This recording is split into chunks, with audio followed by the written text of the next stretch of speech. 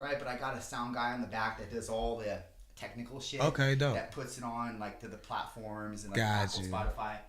But I do like the clipping Okay. and all like the little stuff you see on Instagram Do you shoot daily? twice a week, and then I have a podcast with a buddy of mine. We just started that called Beauty and Brawn Okay. podcast, and we do that once a week. And so podcasting at minimum 3 times a week. Got you. Yeah. But I just, like you just gotta do the shit that you like doing, and like it fills your heart, dude. You know what I mean? Like Absolutely. people, like I love people.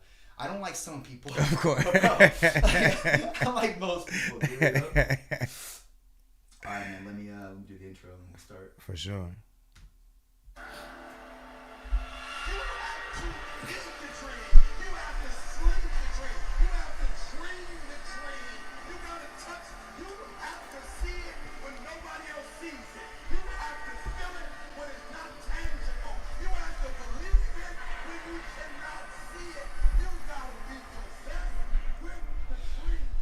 What's up, guys, and welcome to Straight from the Chest podcast. My name is Justin Groth, and I'm your host on this personal development, self-improvement podcast. Listen, if this is your first time tuning in, I just want to welcome you. Thank you for being here. And if this is your second or 222nd time tuning back in, thank you for your continued support and listenership of the cast. It means a lot to me.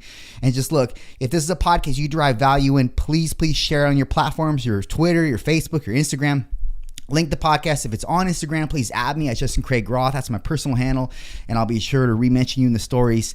And again, just help to generate more awareness of the podcast. Subscribe to us on YouTube. Subscribe to us on Spotify or Apple if you haven't yet done so. We'd appreciate the continued love and support. That's all I ask is you just show your love and support by subscribing and sharing. So, without further ado, let's get into it.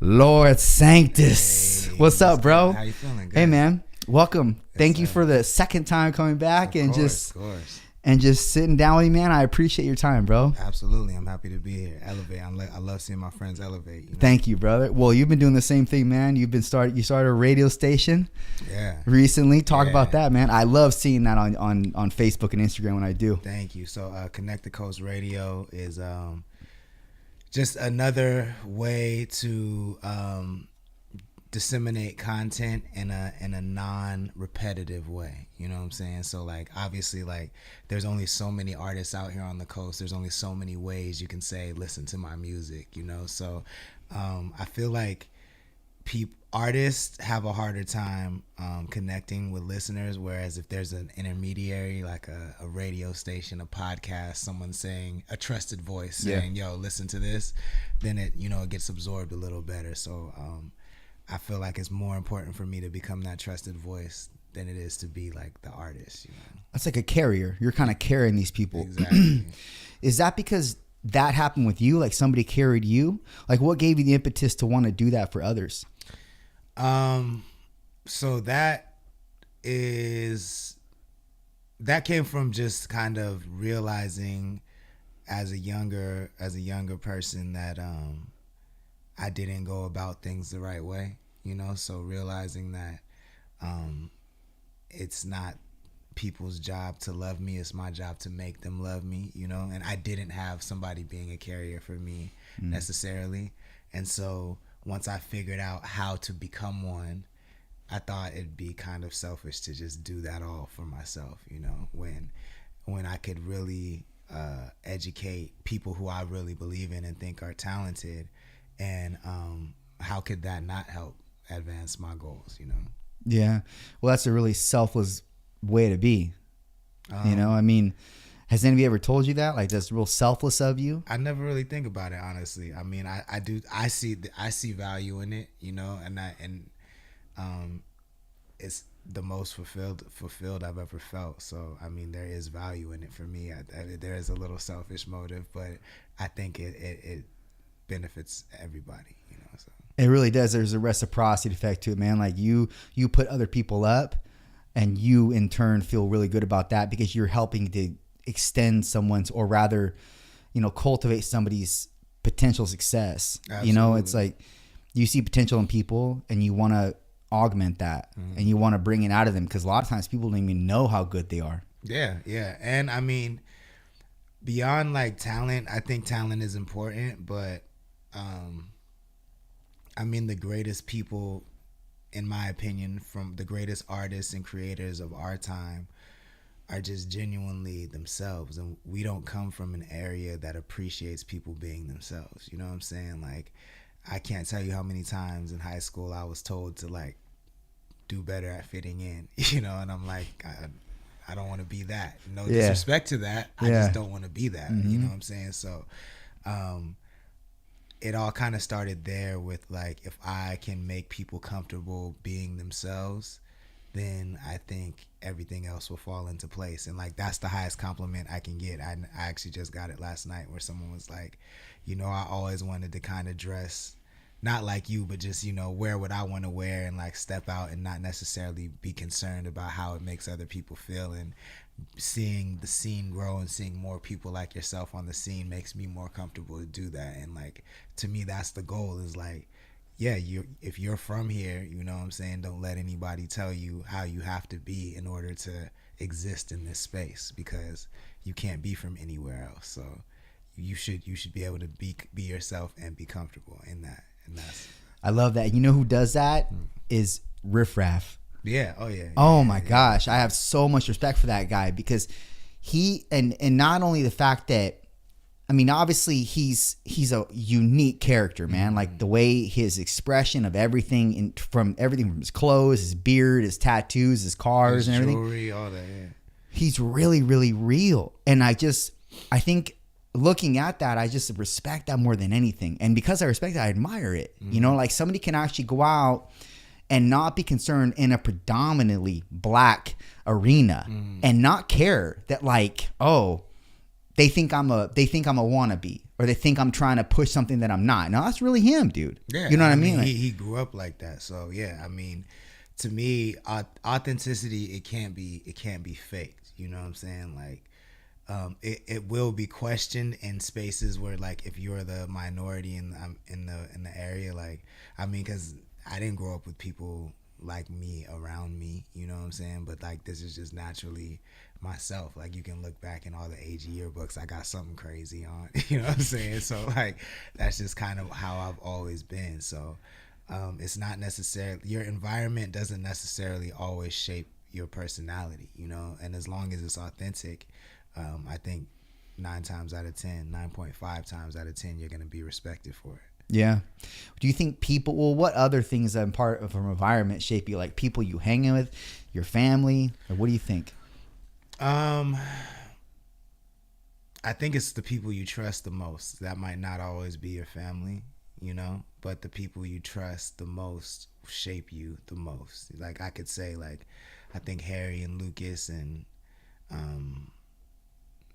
you know, Brandon and all those guys had an incalculable effect on my personality and the things that I like.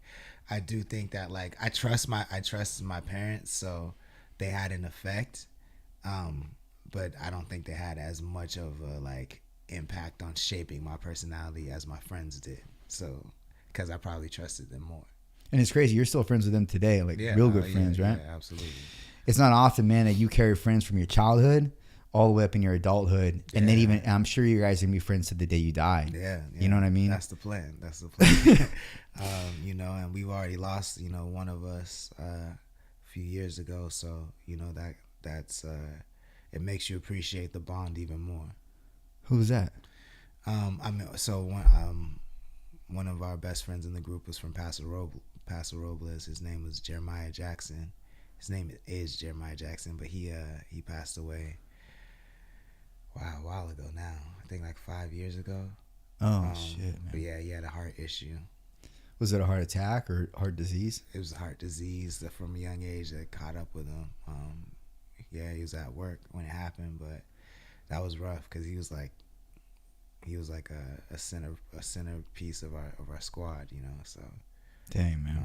Yeah, he was a special person. Well, I don't want to change tunes too much from that, but there's a part in your podcast, or not podcast, I say podcast. You're doing your interview. I think it was an interview. It was on your Instagram, man. Mm-hmm.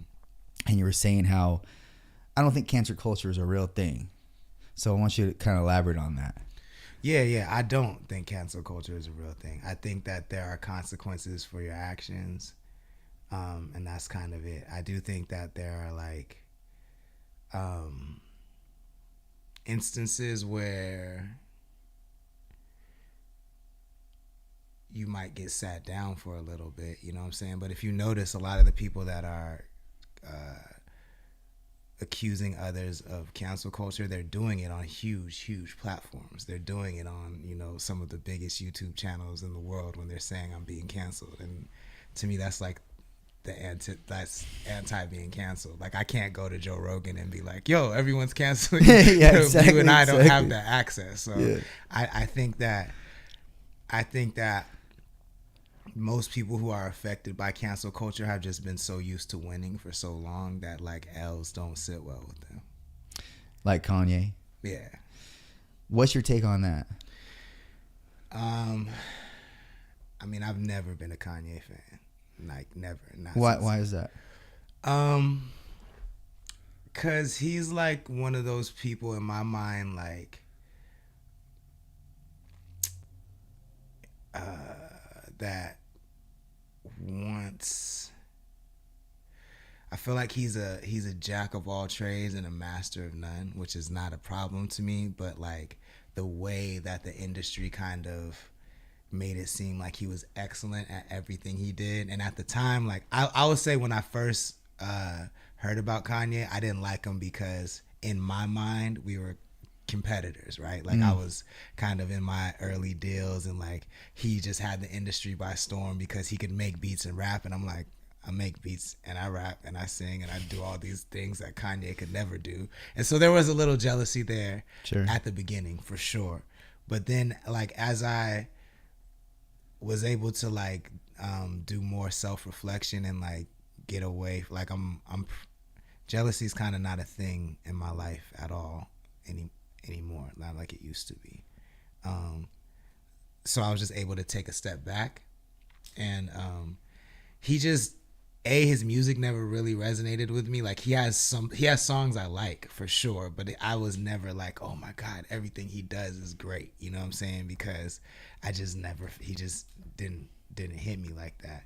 And then I've just heard him over the years just say crazy things from the beginning where I'm like, this guy is crazy. This guy is crazy. So not a genius. Yeah. Like not to me. Like is he good at music? Yes. Is he a good producer? Yes. Like, but I know geniuses, and he just, it's not one of them to me. You know what I'm saying? Do you think it might be just a little bit of narcissism taking over the identity, his own identity? I think there's some narcissism. I think there's some, I will say, like, I could see myself, had I not moved back when I did, I could see myself going down a Kanye path. You know what I'm saying? Like, you get around billionaires, you get around that lifestyle, and, acceptance does become intoxicating, just because you're like, I'm the only black person around, I'm the only rapper around, like I gotta make these people love me. You know what I'm saying? Like I've been in those rooms, I've been in those circles, and like if the people you're trying to impress, if you're still in that zone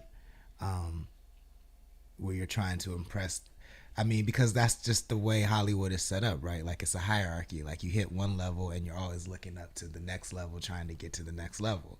And so, there's always this air on the next level of patronizing the level below you. And that can just eat away at your psyche, at your spirit, you know what I'm saying? Like, and eventually all that ends up mattering is proving yourself to the level above you so you can reach that level. But there's never a level that you get satisfied to land on, you know what I'm saying? Like I think that was my biggest issue, is like I'm doing all these things, I'm touring the world, and in those moments I'm not even enjoying those things because I'm always looking up and being like, I'm in Australia because of my music with Kid Cudi, and I'm sad the whole time because I can't get Kid Cudi to kick it with me. You know what I'm saying? I'm not just enjoying being in another country, looking at different constellations in the sky, wondering why the toilet water goes another way. You know what I'm saying? Like, I'm not taking in any of those little things. I'm just like, I'm around all these superstars and none of them are paying attention to me. You know what I'm saying? Like, was that the real case? Yeah, for sure. How come you think they didn't want to kick it with you when you're one of them, man? You're not one of them. Oh, you're not? You're not. Like, just because you're there, you're not. Like, I didn't have a hit on the radio. Like, my skill got me over there, but I didn't have a hit on the radio. Like, I wasn't viral for just me being me. Right. Like, I had viral moments, but, you know, there was stuff that I either produced or wrote. It wasn't, like, necessarily my name, my art on it. So, and they just don't see you as one of them. Like, Kid Cudi made us like clear the hallways, and like nobody can make eye contact with him when he's walking through, you know what I'm saying? Like, and a lot of people do that. He's not the only person. A lot of people do that, but that's like the energy. And so when you get treated like that, you're like, one day I'm gonna make this motherfucker respect me. You know what I'm saying? Excuse me, but like that's No. That's like, and you get obsessed with it. You become you get kicked. You know, you go to a dope club or a red carpet event, and all of your celebrity friends get pulled in, and you get left outside, and that eats away at your soul. And it's like, I'm gonna remember this bouncer, and I'm gonna make sure next time. You know what I'm saying? And like, if that happens enough, then you just become obsessive. And I think that's what we're seeing with Kanye, in my opinion. I mean, obsessive is a great thing to be. I mean, the only way that I think that obsession doesn't work in your favor is when you have a family, and you almost forget about the fact that you have a family because you're so immersed in what you're doing, and you want to, you know, obviously the goal is to provide for them and provide for yourself, like extravagantly, but then you miss out on moments that are super essential to your human being, like, you know, and you living a very valuable life, like maybe the first moments of your child walking or something. I don't know. I mean, just name something. I mean, your kid's first T-ball game or whatever. It's like those things are important, and sometimes you're not able to make those, especially if you're getting called out to go certain places, or you're on a trip, or you're on tour, like, you know, if you're a rapper, or even not, you don't have to be a rapper, be on tour, but you know what I mean? Like, you can call out different areas. You can't always be there, and those are invaluable moments you're missing out on, like precious moments. But so obsession can be good, but then it can also be bad. It's like a double-edged sword with that, man. Yeah.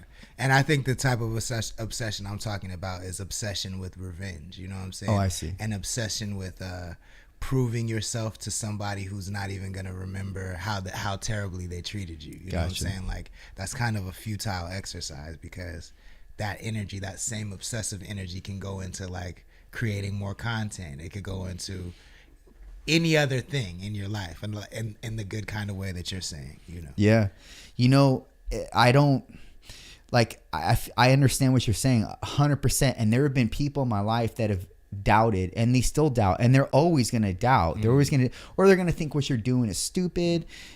Thankfully, no one's ever thought the podcast is stupid or any of the things that I'm affiliated with. But in the past, like when I was in high school, even like going into college, man, I did things that were stupid, and people were like, this isn't going to work. This is stop wasting your time, stop putting your money and resources into this sort of thing. And you don't know if things are going to work, but the problem with people is that they never even try anything. And then because of that, they can't really hone in on who they are and what really sets their person on fire or ignites them and brings meaning to their life. So yeah, you're right. Like I'm going to mess up on a lot of things, but then I'm going to nail it on one fucking thing, man. And it's going to be the thing. Yeah. And then it's going to be fucking lights out. And then everybody's going to be, at that point, they're going to subscribe to you. Right. Oh, well, fuck, how'd you do it? And then it's like, those things have happened, but in the back of my mind, there's just something telling me, dude, like, it's going to happen. It's just a matter of time. Yeah. You just have to keep pressing. And you know what that is? Like you said, you started off that sentence saying, you don't know if you're going to make it, but the thing is, you do know that you're going to make it. You know that you're going to make it. You feel what I'm saying? Like, fortunately for you, like, podcasting has always been looked upon favorably, you know what I'm saying? But like, rap has not. Like, I remember, I mean, I would get suspended just for wanting to rap, you know what I'm saying? Really? Like, I mean, name another genre of music during our high school time where like we had to play the edited version. They would only that's make true, sure man. that of that for rap. That's You know true, what I'm man. That's saying? true, Like yeah. there is just always the stigma around rap and just black culture in general in white areas, which I mean, I get it. You know what I'm saying? Like if it's not your main culture, then you might be like, what is this? I don't understand it, so I don't know, whatever. But I do think that like all of that comes from insecurity, man, because at the end of the day, like whatever the goal is, every time I have one and I have that feeling you're talking about, I know it's gonna work. You feel what I'm saying? Like there is no telling me that it's not gonna work, because that feeling to me comes from somewhere. I didn't just pull it out of thin air. You know what I'm saying? Right. Like it's a calling. It's like Right. you have to see it through until it gets to that level. And I feel bad for people that never get to feel that. Yeah. Because it's a really special thing. It really is. And it's like I understand so much more now, having accomplished goal after goal after goal, and hearing people say, "Oh, that's never gonna work," so many times, that that need to tell someone else they're not gonna make it comes from your fear of failure. Like our fear of failure in this day and age, I mean, I guess it's been my whole life, but I think especially in this day and age, like I hear so many people, you name a industry, it could be a comedian, it could be a model, it could be a whatever, and every time they say, I really want to do this, but it has to be perfect when I put it out. And it's like my first response to that is always, it's not up to you to determine if your content is perfect or not. That's good, man. It's just not. You feel what I'm saying? Because you could love it and it could get 0 views. But I've had things where I've hated it and people can't stop playing it. You know what I'm saying? And it's not my job to determine what's perfect and what's ready. You feel what I'm saying? That's true. It's just your job to receive that, to create it, and then put it out into the world and let them determine it. And so people are so afraid of, and it's interesting, they're afraid of failure, but it's like, if you try something and it doesn't work, how is that a failure? What did you really lose? You know what I'm saying? Like the main thing you're afraid of is Joey is going to laugh at you and say, haha, I told you so. But who the fuck is Joey? Like, does he do anything in his life that inspires you to be like him? Because if he doesn't, then why do you even care if he laughs at you? Right. You're giving him all this power, and now he's going to use it, because who doesn't use power that they're given? Everybody uses power if they're given it.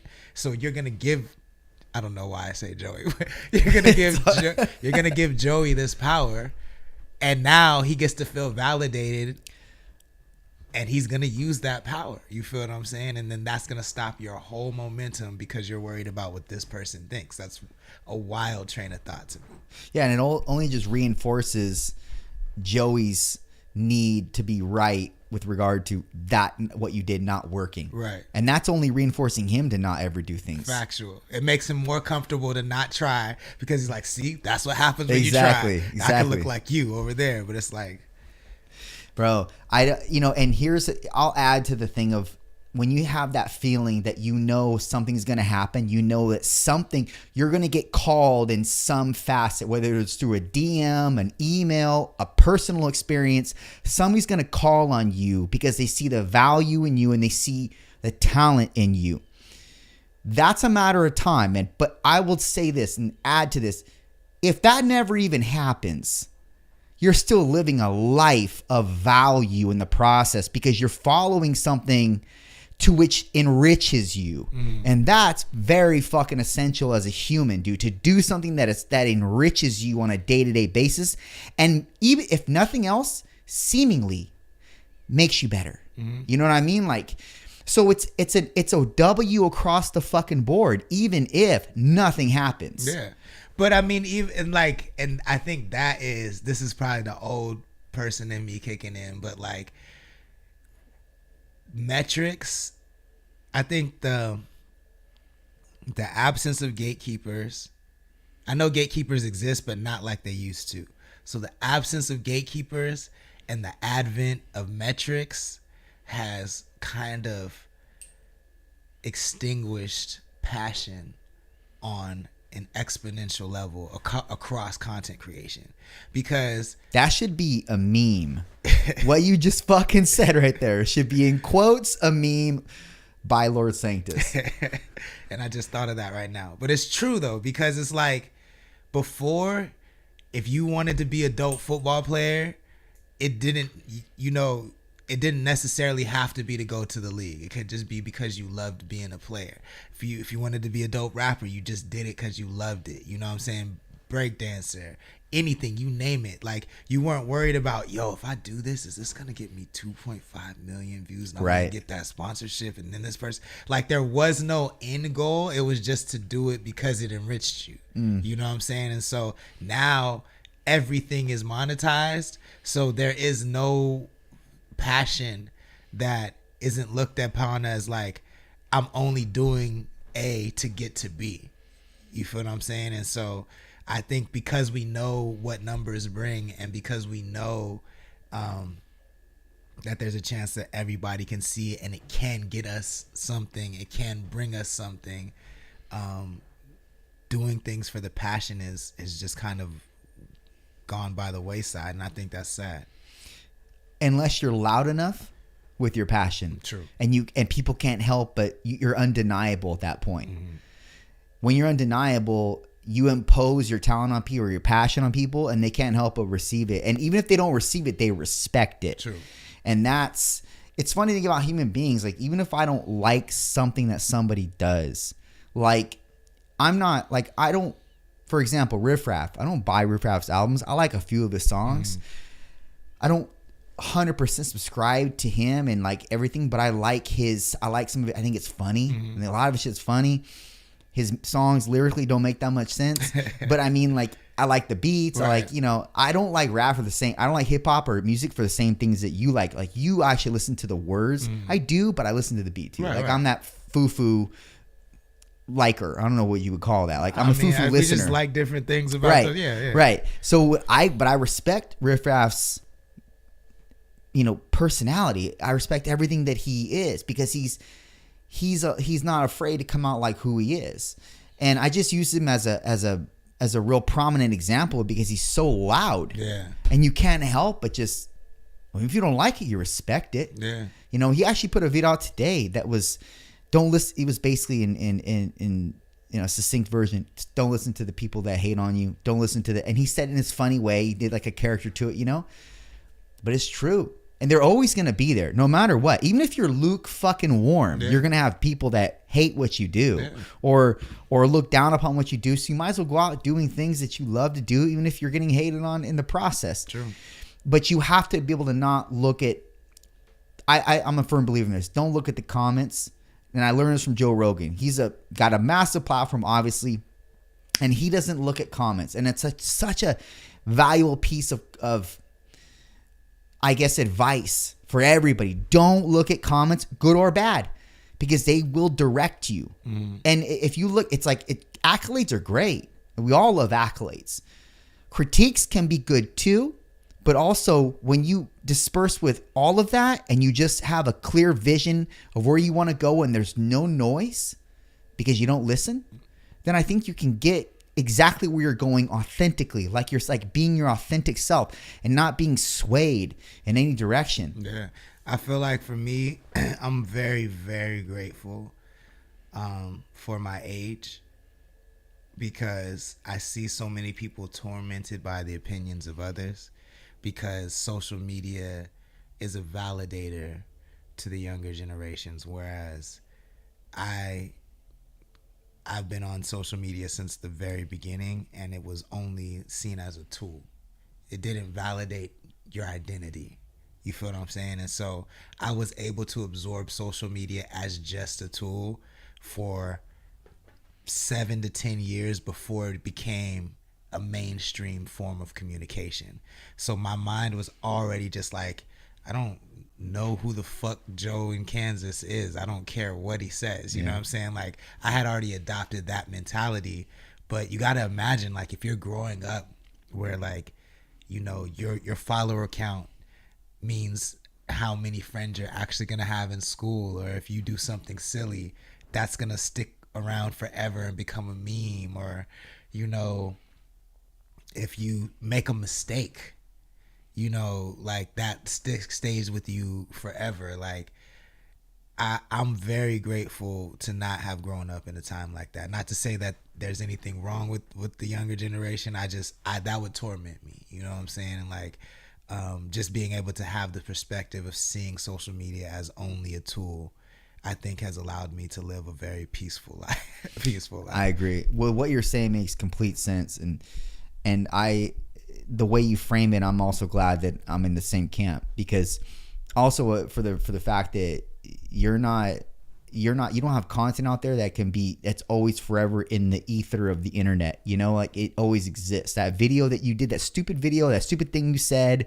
you can't take it back now. Right. Whereas we could take everything back because it wasn't on paper, or not on paper, it wasn't typed out. It wasn't, I mean, you know, those memories that you have, the memories that are brought back, and you're like, man, that thing was, what I said was stupid. Yeah. And that was when you were like 20 something. Right. Imagine when you're 16 and you're saying some shit, and because you're in a mood, you don't know how to control your emotions. I mean, dude, we're 30 something and I get out of control with emotions. I mean, it all happens to all of us.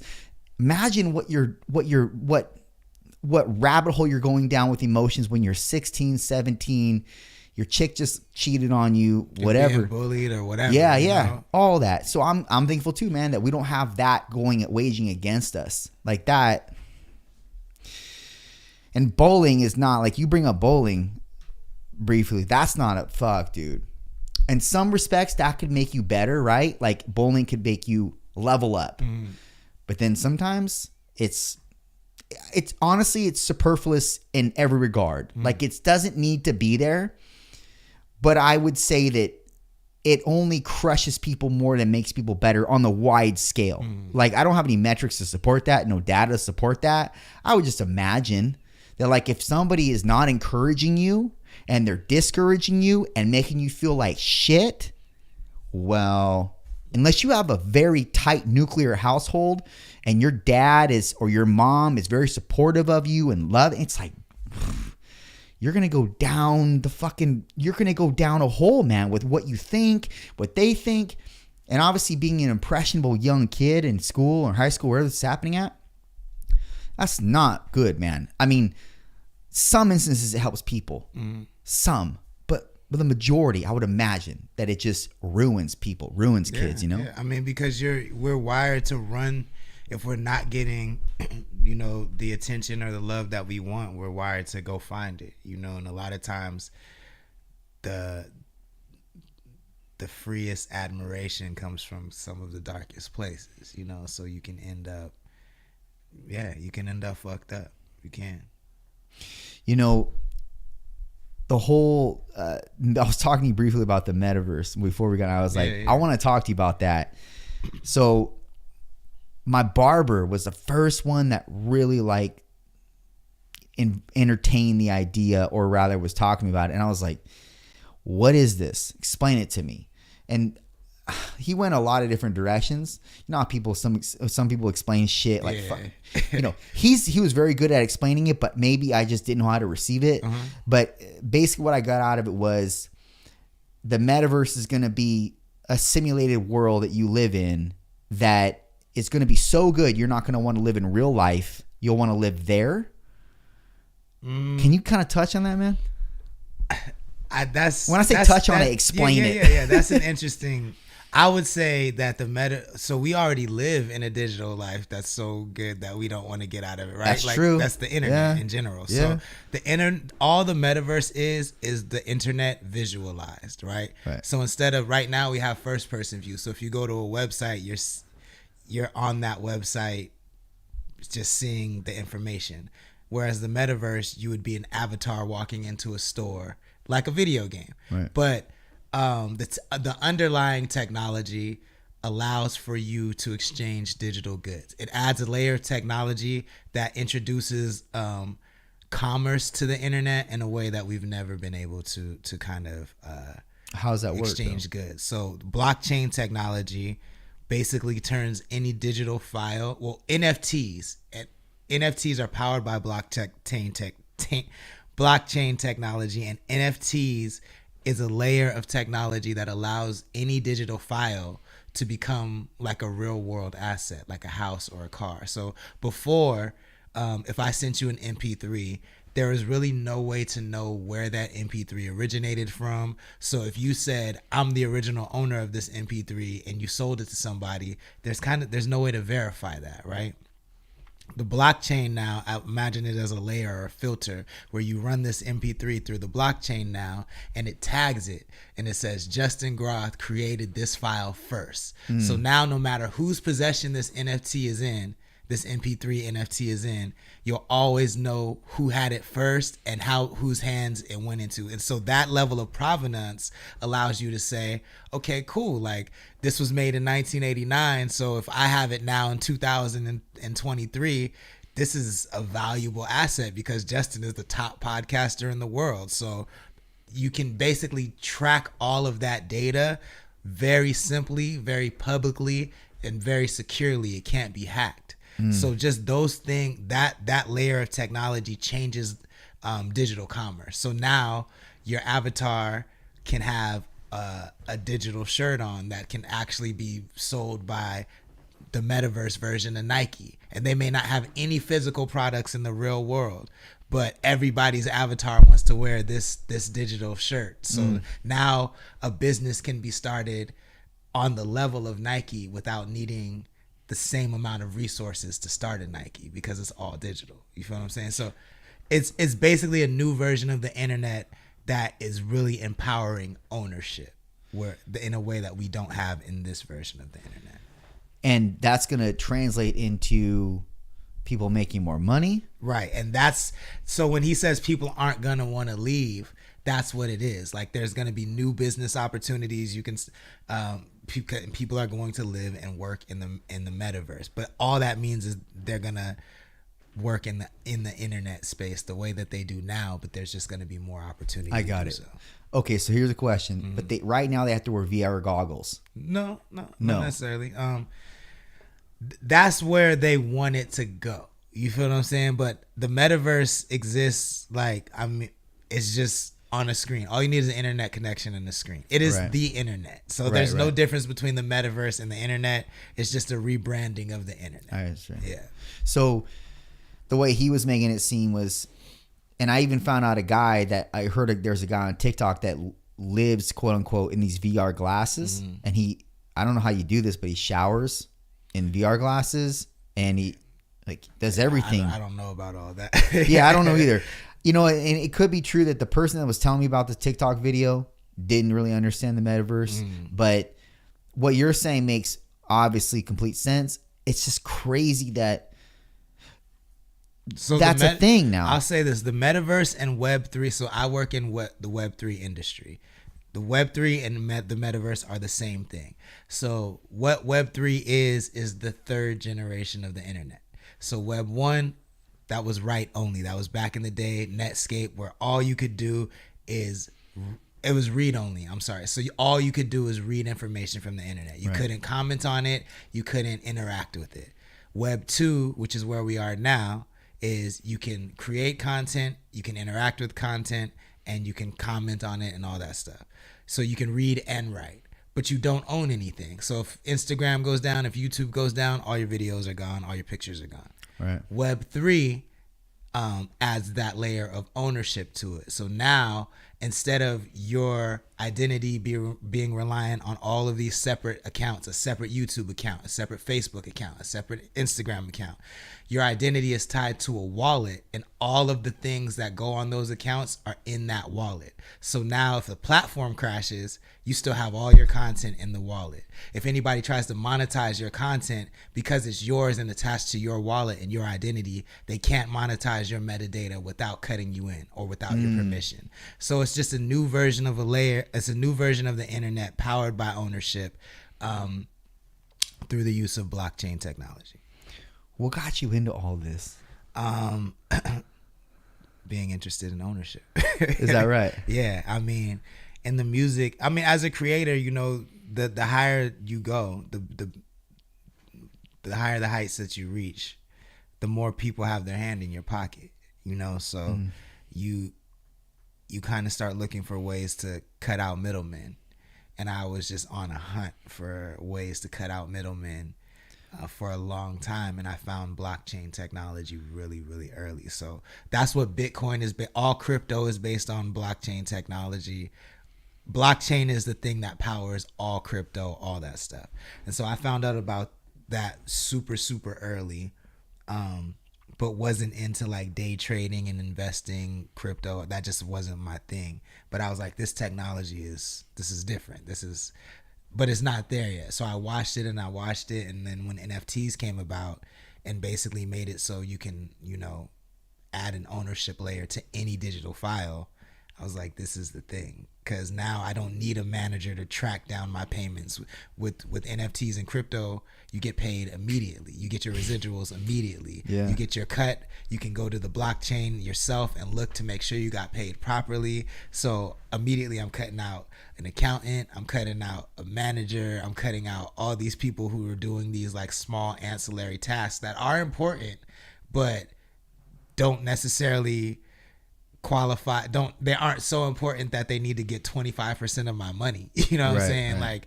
Like, you're kind of automating these tasks, and I was just interested in finding ways to do that, and the NFTs were the way. So once I found out about NFTs, I was like, yo, I want to work in the space. I want to know who's building the space, because in my mind, it's the future of all content and all content creation. Like, there's no way every piece of content in the next 10 years won't be ran through the blockchain and turned into an NFT. There's just no possible way that's not going to be the future we live in.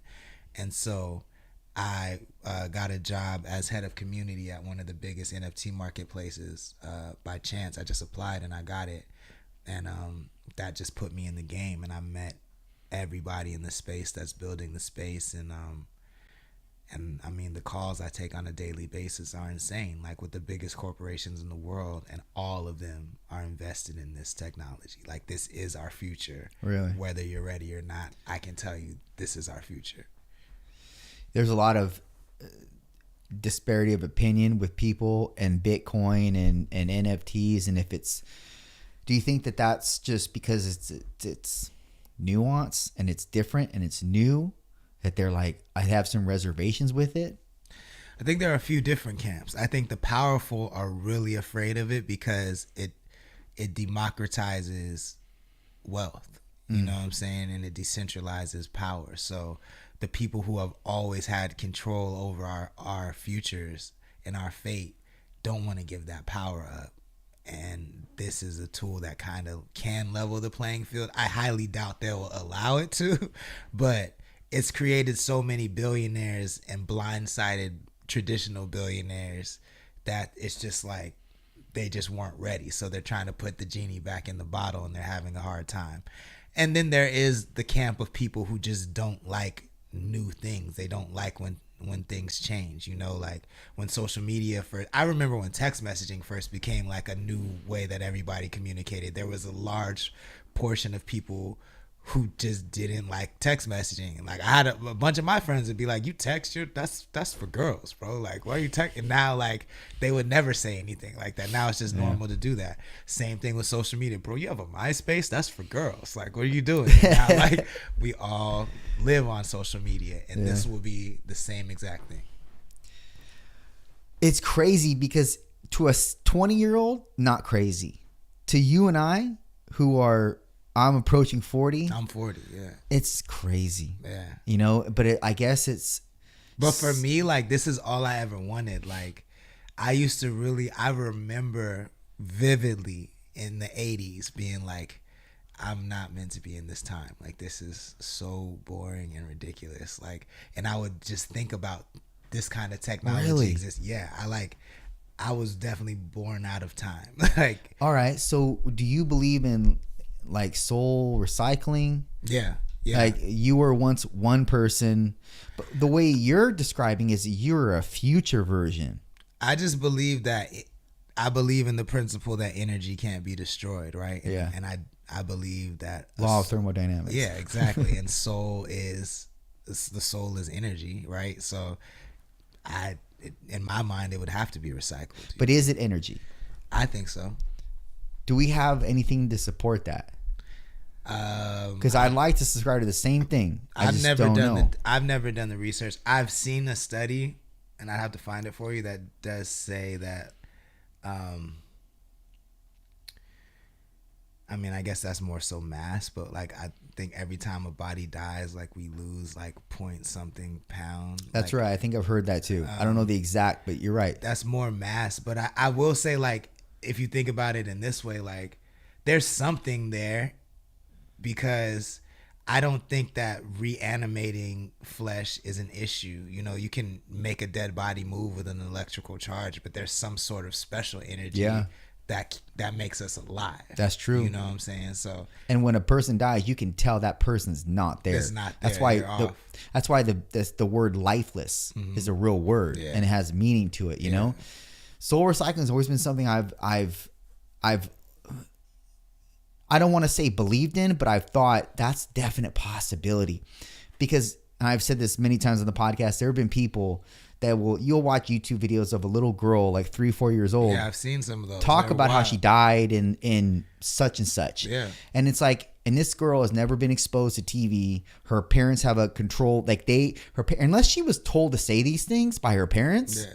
There's no way she's saying this. There's an awesome real documentary about this lady. I can't remember. She has like a weird name, like Mama something or something like that. But she was like she was a white lady, but she knew that she was like an Egyptian princess or something like that. So she helped. She used to be like, I want to go home. I want to go home. I want to go home. And she said it so much that they let her go back to Egypt, and she like discovered this undiscovered like pyramid or something like that, and like knew where the gardens were and everything, and helped them rebuild and reconstruct this ancient site from her memory, and everything was 100% correct. Really? Yeah. You could like, if you just Google like lady, white old lady Egyptian lady, like it'll come up. Yeah, for sure. It was a YouTube thing. Yeah. But it was like a history channel. I saw it on YouTube, but it was like on a history channel. But it's like, she's like well known she's like one of the best known cases of soul recycling. See, you can't dispute something like that. And it's like at first rip, you think, is she delusional? You know, but then when she's put to the test, like you're saying, and she points out all these areas that are non-existent to archaeologists, I'm assuming. Like she's it's an archaeological dig that she became the head of. Wow. Because and for me, like, it's just interesting the way that we're conditioned, because, and I'm not even knocking Christianity, but it's no crazier than saying like this guy died and rose 3 days and he turned 5 loaves of bread into 5,000. Right. There's no difference, but for some reason we're more open to accepting those stories, theories, whatever you want to call them. Yeah. And the law of thermodynamics is a law of the universe. Right. And we'll ignore that when it comes to, you know, our belief biological systems. Energy. Yeah. And okay, so I'm a Christian. I believe in God. You do too, right? I believe in God, yeah. Right. Absolutely. I don't know. I can't make the last couple of years, and all my Christian friends try to, you know, comment when they hear me talk like this, and I try not to read shit. So it's like but I see some things. They sift through the weeds, you know. I don't understand. I don't want to say I don't understand, but it's like, do we even have evidence that Jesus existed? Is there any data that he was a real guy? I think there is. So I don't consider myself a Christian necessarily. I definitely believe in a creator, for sure. Yeah.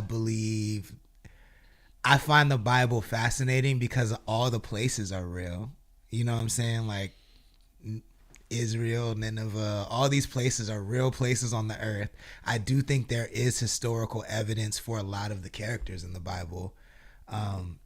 So there's significance to this story, this belief, in my mind. Yeah.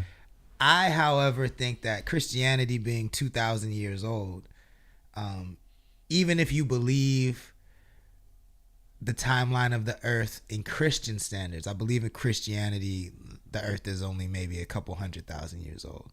But even if you believe in those standards, 2,000 years out of a couple 100,000 years can only be a fraction of the story. If you believe what scientists say and you believe that the world is billions of years old, then 2,000 years is but a blip.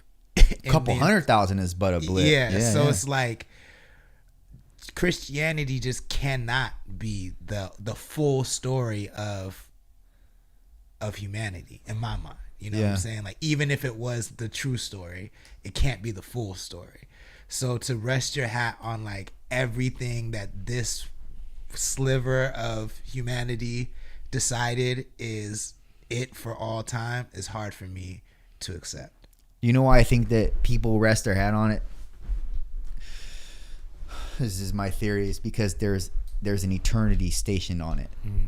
Because the moment you take out whether you're going to go to heaven or hell for eternity, if you told people that wasn't attached to Christianity anymore and new evidence came out, that doesn't exist. I don't know how they would say it, but it's like that fear, that potential fear that I'm going to go to hell where I'm with demons in a lake of fire, being gnashed at from demons' claws all my life. Like, fuck that. Right. It's a fear.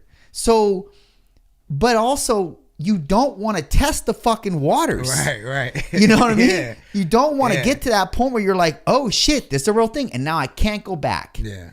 And now I'm doomed for all eternity. Because that is the biggest fear that we all would have, of course, if we were to die. Of course. So I think people, the reason why they do, I think this is the thing, that reason why I rest my hat on it, and the reason why I'm not willing yet, at least, like to fucking unsubscribe from that, is because of that. It's a fear. You know what I mean? That's fair. And I mean, if you're told that, I know how powerful that fear is, because I was told that from a child. Like, I was told that more than Easter Bunny stories, more than Santa stories. I was told, you are going to hell if you don't get your shit together. You know what I'm saying? Like, I wasn't allowed to go trick-or-treating. I wasn't allowed to. My parents told me Santa didn't exist before I was 10 years old. You know what I'm saying? But they was telling me about hell my whole life. So I know so many people my age who cannot even think outside of those guidelines because of how gripping that fear is. And it took me a lot. I'm just really like the type where like I'm very cool accepting my consequences. You know what I'm saying? Like, I don't make decisions and then like I just hold myself accountable. You know what I'm saying? So if there is a hell, you know what I'm saying? And it is what it is, so be it. Like, I'm not saying like it's cool or whatever, but so be it. Like but I do believe things work. I believe the universe works naturally, right? And I do believe there are laws and there are principles there. And if we can't exist on the earth forever, I don't believe there's a terrible, torturous place that we can exist in forever that traps our soul. Just like I don't believe there's a pleasurable place full of mansions. Why are we even mentioning mansions? You know what I'm saying? Like, in gold streets that are I feel like there's so much like capitalism sprinkled throughout the belief of Christianity that people don't even see. Like the mentioning of being rich in heaven and many mansions and gold streets. Like, why would you need that? In the afterlife, you know what I'm saying? Like, those are those kind of things that just make me be like, okay, the way that things work naturally in the universe doesn't line up with that in my mind. You know what I'm saying? And no disrespect to anybody, but that's for sure. But also, when we talk about the many mansions and the gold streets, you know, what you're saying has validity, and it's like, why would we need that? We don't need that. I guess when you can set yourself apart from the fear aspect, then it's a freeing thing. And many people aren't willing to to do that. It's really, really tough, dude, especially when you've been that's been impressionalized on you for so many years. But where else do we see dire consequences like that in history for subscribing to a certain religion or a certain type of god or mythological god or whatever, like they did back, I don't know, way back when, what dire consequences that are analogous to hell did we ever hear about or be taught about? I don't know if that even exists. Correct me if I'm wrong, man. And people on here listening, correct me if I'm wrong. Does that exist? Because to my knowledge, the only thing that has dire eternal consequences has been hell. And that's been, I think, many people aren't willing to admit it, but it's the facts, man. When you're stricken with fear in your seat because you don't want to have an eternity of burning. Right. You don't even want to burn your fucking fingertip, let alone your entire body forever. That you can't put out and you don't get any water. Right. That's fucking horrendous to think about that. So just that and how your brain perceives that puts you in a state of, I better do good because I don't want that consequence. Yeah. But then, they talk about the Bible being the stories being largely predicated on like psychedelics and things like that. So maybe the psychedelics played a role in people's thought of the gold streets and the mansions, etc. I think there's actually proof about the burning bush being Noah was taking psychedelics and that's when he saw the burning bush. Oh, wow. Or something. I don't know. Don't quote me on that, but I remember hearing something vaguely centered around that. But I'm sure there's research to back it, proving it or disproving what I'm saying. But it's worth a look at least to see, because we do know psychedelics existed back then. Of course. And so maybe because the brain obviously operates the way it does when it's under certain medications or pharmacological substances, or even not pharmacological, but, plant-derived substances or mushrooms or whatever. I mean, there can be, deleterious side effects that cause certain things that we don't in the natural state ever operate in, or rather are familiar with. So that could put us in a position of thought that's outside of this realm, this universe, that puts us in a different realm of universe on a different frequency. And we then talk about it through stories on that are placed in the Bible, and then extrapolates on down the line 2,000 years to where we are now, 2022. And we're thinking about all of these things, these horrendous things that happen in the Bible, but now we're questioning them more. I feel like we're questioning them more now than we ever did even 20 years ago. Oh yeah, for sure. I like it. I mean, it was literally blasphemous 20 years ago. I'll never hear anybody in my circle, let alone me, you know what I'm saying, question the Bible, any part of it, like none of it. It never even crossed my mind to be honest. Like I would do the same thing if someone told me about reincarnation and be like, you're a weirdo. Like, that's crazy. And I would never even examine like the stories of the Bible, how they're equally as weird. You know what I'm saying? Talking snakes and the whole lot. Like, yeah, it's like a not Cinderella story, but it's like that Disney with the seven dwarfs or that Jungle Book had the talking snake. But it's like one of those stories. It's like a mixture of Disney stories for real. Right. And you don't even question it. But I honestly, like I said, I'm fascinated by the Bible. I don't think people of ancient times were as like dumb as we like to paint them, so I mean, I think if they saw fantastic things, I think they'd be more accurate because they had a lot less distractions than us. You know what I'm saying? And yeah, that's true. It's not like there was planes flying in the sky. So if they saw something crazy, they might have seen that thing. You know what I'm saying? But it could have been a misinterpreted technology. It could have been a lot of things. I won't count it out. But I do think, I personally, no matter what, think that there's just a huge misunderstanding of what God is, of our relationship to God. I don't have the answers for those things, but I just think that there's a huge misunderstanding. But like, to me, like I what really kind of woke me up was just reading all the books of the Bible, reading Enoch especially, and wondering like, why is that book removed from most Bibles? What's the story of Enoch? real briefly? The story of Enoch is that I think he's one of the only people in the world that didn't die. He was just taken up to heaven with God. But he describes basically leaving the earth. And if you read it, it sounds like he was abducted by aliens. Like he talks about walking down shimmering hallways with glowing lights and sliding glass doors that open and close, and looking down from this city, the flying city, and seeing the round of the earth. So in the Bible, in Enoch, he says the earth was round. This is before all these flat earthers. You know what I'm saying? So like, I mean, it's just really interesting that chapter gets removed from the Bible.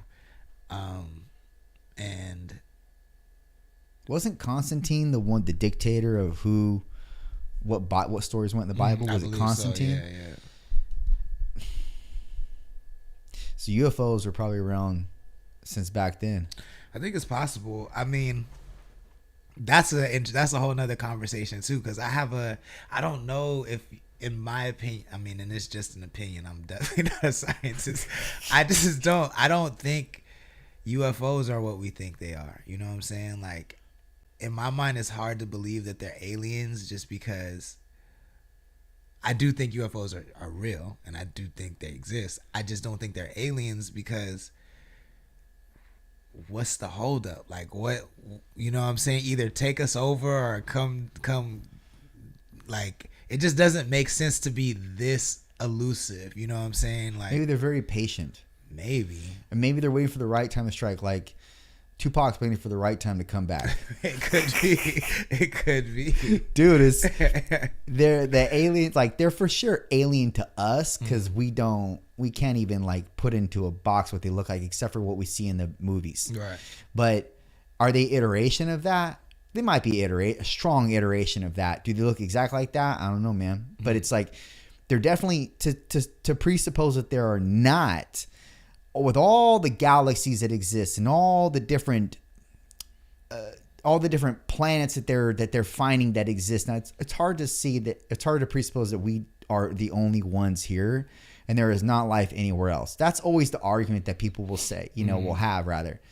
But it's true. It just makes, like, mathematically just makes sense. It does mathematically, but it's like, we've been looking super hard and spending trillions of dollars, and never once, like, that we know of. Obviously we don't have access to all the files. So maybe there is some sort of contact. There it is. But I just feel like, we can't keep government secrets off the internet. Like, if there were aliens, I feel like that. You don't think we can? Nah, we're not good at that at all. Not really. Nah, I don't think so.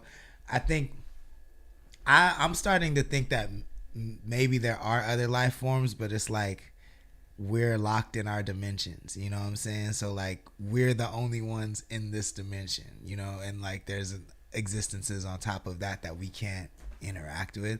And maybe the UFOs we see are the machines that fail that keep those veils working or something like that. I don't know. I feel like it's more like that than it is. It's more complex than what meets the eye. Yeah. We'll find out, man. I mean, because I think something like that is nonetheless coming.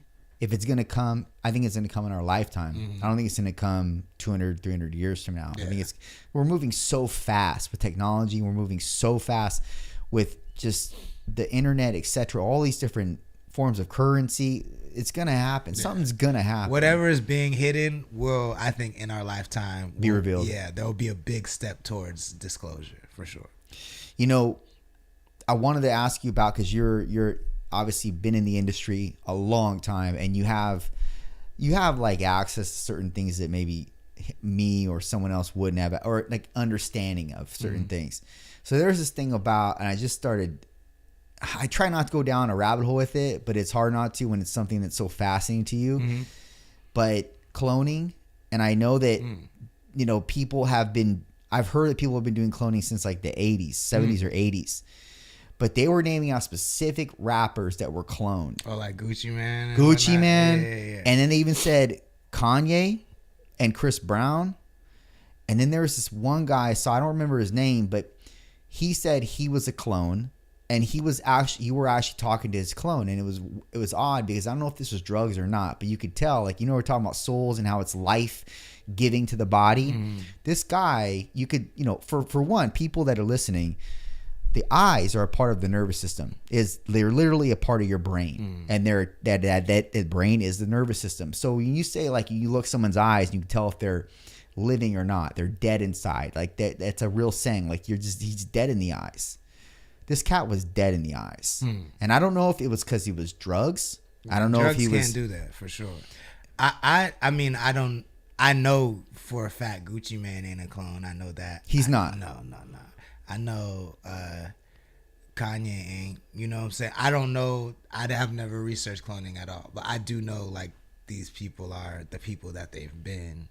Since. And there's not a second. There's not a second one. Nah. I don't think so. Yeah. Because why wouldn't they just do it to everybody? And I mean, like, Gucci Mane, I feel like if you spent, just from an investment standpoint of cloning somebody, I know that can't be cheap and it can't be, like, easy to do. You'd want to do it. There'd have to be, like, a greater purpose. Like, Gucci Mane isn't, like, super popping that, like, he's making impact on the world, or, like, he's not really doing anything. You know what I'm saying? So, like, what would be the point? And then Kanye is just, like, on a downward spiral. Like, what would be the point of that? You know what I'm saying? Like, I don't know. Yeah. Do you feel bad for what's going on with Kanye, man? No. I mean, again, like, he said dumb things, and I think he's I think it's interesting that he said everything that would happen to him in Gold Digger. You know what I'm saying? Like, he did? I mean, I gotta re-listen to that then. He said, when you get on, he leaves your ass for a white girl. He did that. He said, we want prenup. If you ain't no punk, holla, we want prenup. He didn't do that. He didn't listen to himself. Now he's paying $200,000 a year. That's nothing for him though, dude. Yeah, I mean, but still, like, he everything he predicted happened. That everything he says that happens to rappers or just people of means, he didn't listen to his own lyrics. You know what I'm saying? And, like, it's really interesting that, like, he just kind of prophesied on his life and wasn't even really paying attention that he was talking about himself. Fuck. Then that goes back to just you being able to. Do you believe this? You can dictate your life with your words. Oh yeah, manifesting is real for sure. Yeah, I mean, like, I know that because every time, that's why I became really deliberate about the things I rap about. Super deliberate. Like, I don't say things that aren't true or that aren't meant with great intention. I refuse. You know what I'm saying? I don't say. I don't waste my words, especially over music, on things that I don't either want to happen in my life or things that I'm reflecting on in my life, because it's very, very true. That's the first time that I started questioning things. The first time I started questioning things was when that materialization property, where you can materialize things based on what you say and how you think and what you put your energy into. That makes me think, and I don't mean this strongly. I mean, it's very loosely and just very loosely. Mm-hmm. What's God's job then?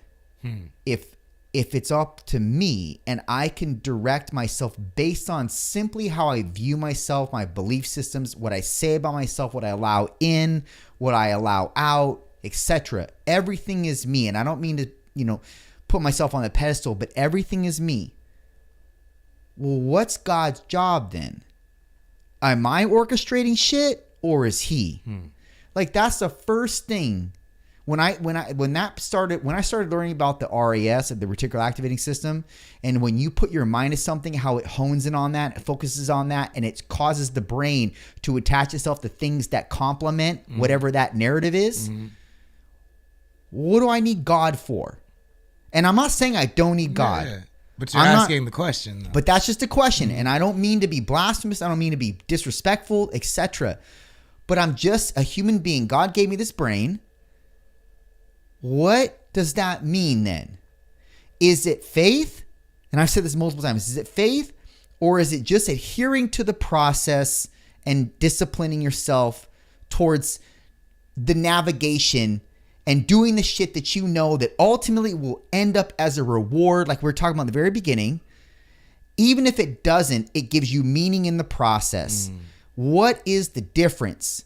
Is it? And then I think to myself, do pastors really believe this? Do they really believe in just this nebulous term of faith? Because a lot of them don't. I don't, because it is what we're talking about here. That's in real life form. Like, you put actions behind, like the Bible says that faith without works is dead. Okay, well, that's kind of aligned with what we're talking about here. Like, you're putting action behind what you believe. And even if it doesn't work out, you're putting action behind it because it's meaningful to you. And the faith comes in terms of, and I may not be getting this, 100% accurate, but the faith is you believe in yourself because you believe in what is inside of you. Even if you can't define it, you can't articulate it well, you know what's in there dormant, but you're trying to extract it and make it a reality. Because that belief is in you, that's the driving mechanism to continuously cultivate what your talent is and what you think you can become. And the waiting room is faith. Right. That's it. I feel like this is why the Bible is interesting, because there's so many like valid sayings in the Bible. Like the Bible defines faith as the evidence of things that you can't see, but the substance of things that you hope for. So you can't see the goal, you can't see it, but you know with hope you're good. And then if you add that to faith without works is dead, that means even though you can't see it, if you know it's there and you work towards it, you can have it. And that is, like you said, that's manifestation basically. But I really believe in the Akashic record, and that's Vedic text, that's old Indian religion. And the Akashic record is more like the Akashic record kind of treats God as the source that all great ideas and creativity permeate from. So think of God as the cloud and think of us as the iPhones. You know what I'm saying? And so like every great idea, every great thought or creation is already in existence. And the stronger your connection is to the cloud or the Akashic record, the more you can pull from that and get. And I think that's why two people who have never met each other will have an idea to create a radio, you know what I'm saying, at the same time. Or, people will write the same movie basically with the same story, but different, from very different perspectives, and they don't know each other. Because we already have the ability to tap into this record and we just have to fine tune it. And I think the more aligned you are with your true authentic self, the stronger your signal and your connection is to the Akashic record. And I think that's God, but I also think like God as a creator purpose designed that connection. You feel what I'm saying? I don't know if there is a purpose beyond that for God, but to me that's a spectacular thing to have created or even thought of, you know what I'm saying? That's wild. The whole thing is wild, and it's almost beyond our perception or what we can really even understand as human beings. Yeah. When it comes to all that shit, I mean, we're really just not that intelligent. Right. There's so much to learn, and we don't even know everything about the human brain, man. Like the human body in general. There's so many uncharted areas in the brain that we have yet to kind of discover and see what they do, or really define what they are or what they do. So then to assume that you can make sense out of all these other, existential ideas is kind of absurd. Like, and it's kind of arrogant. Yeah. I would say it's just as absurd to me though.